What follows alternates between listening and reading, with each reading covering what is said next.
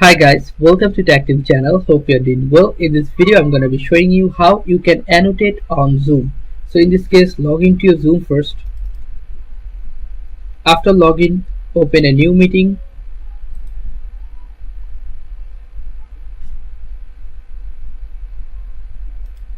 Okay, now you have to share your screen first to annotate. So click on this share your screen or green one, and then click on the first option, screen. Then you have to click on this share button. Your screen is on live as shared. Now how you can annotate, you'll find here annotate. Just click on this and you'll find many options: mouse, select, text, draw, stamp, spotlight, or any option you'll find. I'm choosing this one, draw, and choosing this, and you can annotate like this right now. Okay, so guys, this is how you can annotate on Zoom.